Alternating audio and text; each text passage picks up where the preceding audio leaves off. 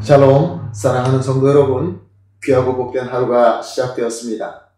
참 좋으신 우리 하나님께서 오늘도 우리를 새벽 예배로 불러주시고 또 큰 은혜로 함께하여 주실 줄로 믿습니다. 믿음 가지고 기도하면서 오늘 새벽 예배 시작하도록 하겠습니다. 다 같이 기도하겠습니다. 사랑과 은혜가 풍성하시고 존귀하시고 참 좋으신 하나님 감사합니다. 지난밤도 우리 하나님께서 함께하여 주시어서 편안하게 쉬고 회복하고 이렇게 첫 시간 믿음으로 주님 앞에 엎드리게 하여 주심을 감사합니다. 주님, 오늘 새벽 예배도 주님과 전인격적으로 만나서 주님의 음성을 듣고 주님의 따뜻하고 능력의 손길을 체험하며 무엇보다 주님께서 주시는 능력과 은혜로 오늘도 하나님께서 허락하신 하루를 하나님 뜻대로 잘 섬기며 승리하며 풍성한 열매를 맺게 하여 주시옵소서. 주님 또한 여러 가지로 힘들어 하시는 성도님들이 있습니다. 경제적으로나 또 건강적으로나 또 여러 가지 연약함 때문에 주님 앞에 엎드려 기도하는 성도들이 있습니다. 특별히 병 때문에 병원에 입원하시고 또 치료받고 계시며 여러 가지로 약을 드시면서 힘들어 하시는 분도 계십니다. 주님 또한 상처를 입어서 영적으로 힘들어서 주님 앞에 엎드려 기도하는 그러한 성도님들도 있는 줄 압니다. 주님, 모든 어려움 가운데 계신 우리 성도님을 오늘 예배에 성령께서 충만하게 임재하시고 주님의 말씀을 듣고 주님의 손길을 체험하면서 주님으로부터 위로받고 치유받고 회복되게 하여 주시옵소서. 주여, 그리하여서 우리 모든 성도님들 단 한 성도님도 빠짐없이 영육간에 강건하여서 주님께서 인도하여 주시는 대로 진정으로 주님의 몸된 교회로서 한 몸이 되어서 주님을 닮아가는 성장을 할 수 있게 하여 주시옵소서. 오늘 이 예배도 주님 손에 온전히 맡겨드리며 예수님의 이름으로 기도합니다. 아멘. 할렐루야. 다같이 찬송 드리겠습니다. 찬송가 301장입니다. 지금까지 지내온 것 주의 크신 은혜라. 301장 함께 찬송하시겠습니다.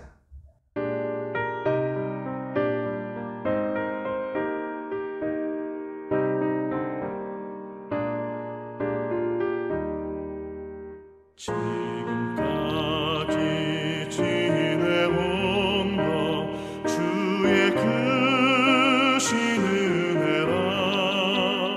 한이 없는 주의 사랑 어찌 이루 말하랴. 찬악해라 주의 손이 항상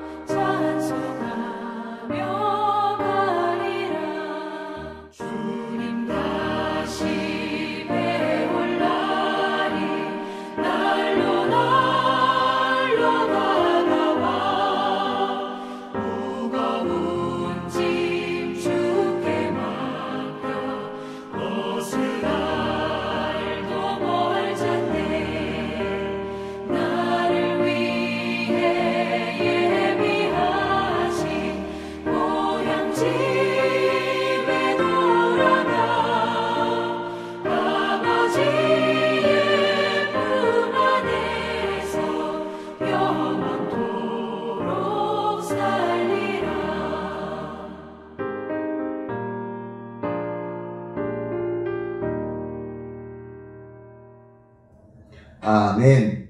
할렐루야, 감사합니다.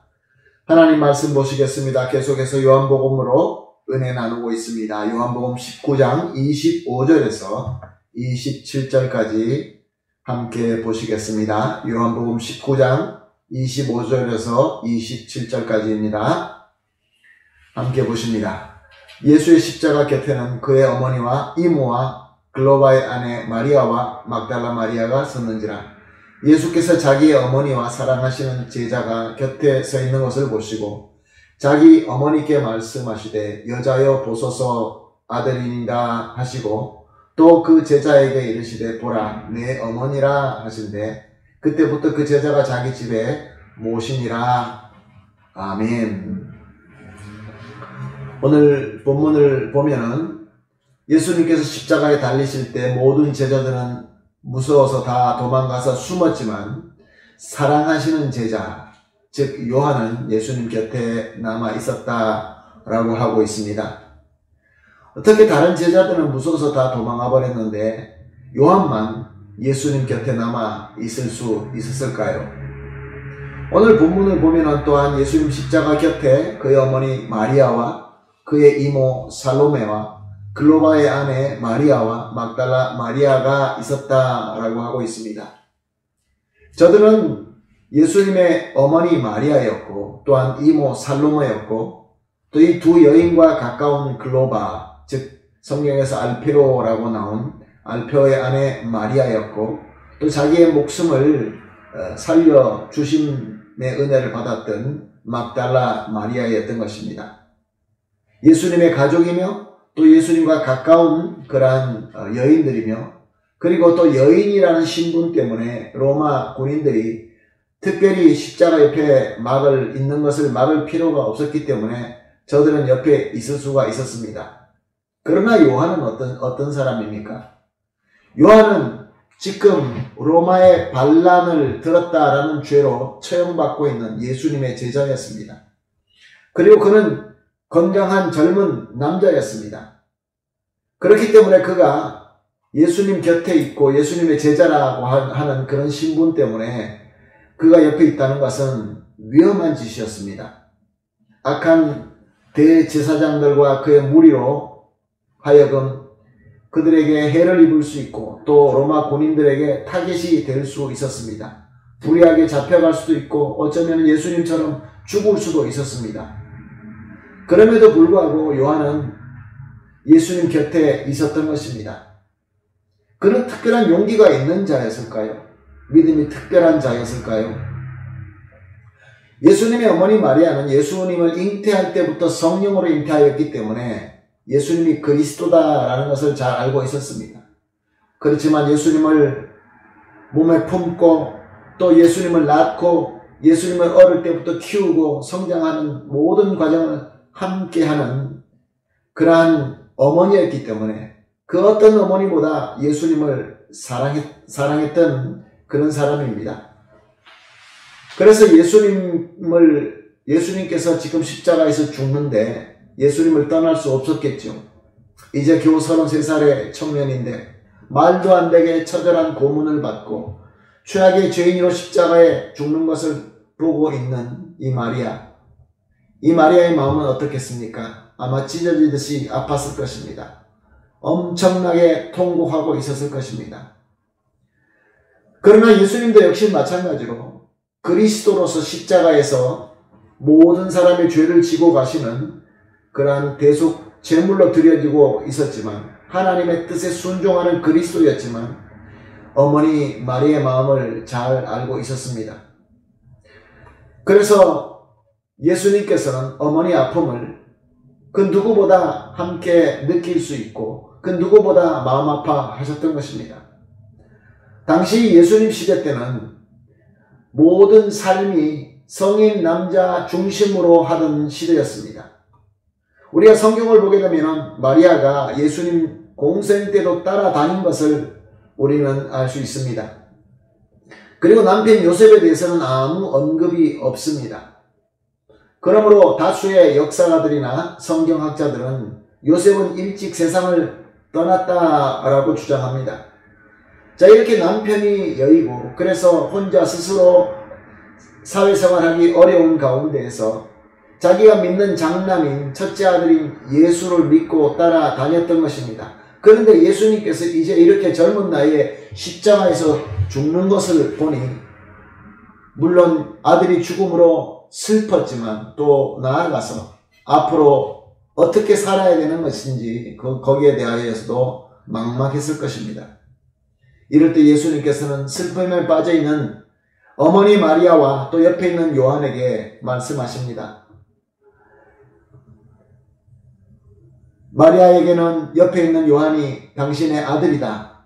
그리고 요한에게는 마리아를 너의 어머니다 라고 선언하십니다. 무슨 말씀입니까? 요한은 예수님으로부터 어머니 마리아를 모시고 사는 것을 사명으로 받게 된 것입니다. 그래서 그때부터 사도 요한은 마리아를 어머니로 모시고 주님의 사명을 정성껏 섬겼던 것입니다. 다른 제자들이 복음 사역을 하다가 잡혀서 순교하기 시작할 때도 요한은 순교의 자리를 피했습니다. 왜냐하면 마리아를 모셔야 했기 때문에 그렇습니다. 다 순교하고 단순하게 복음을 전하고 그로 말미암아 순교했지만 요한은 어머니 마리아를 모시고 여기저기 피해 다니면서 그렇게 살았던 것입니다. 얼마나 어려웠겠습니까? 쉽지 않은 삶을 살게 되었던 것이죠. 그에게는 무거운 짐이며 큰 책임감이었지만 주님께서 맡기신 사명이기 때문에 성실하게 순종하며 섬겼던 것입니다. 사랑하는 성도 여러분, 요한이 예수님 곁에 남아 있었던 것은 그가 용감해서도 아니고 그가 믿음이 더 특별해서도 아니고 우리 주님께서 요한에게 사명을 맡기시기 위하여 특별한 사랑하는 제자로 어머니를 맡기기 위하여 그 자리에 있게끔 섭리하신 것입니다. 하나님께서 그렇게 하도록 인도하신 것입니다. 요한은 예수님의 사명처럼 예수님의 사명이기 때문에 어머니를 열심히 섬기며 모든 사도들이 다 죽고 난 이후에도 살아남았습니다. 그런데 요한이 마지막 사도로 복음 사역과 교회를 섬김에 아주 중요한 일을 하게 됩니다. 그것은 무엇입니까?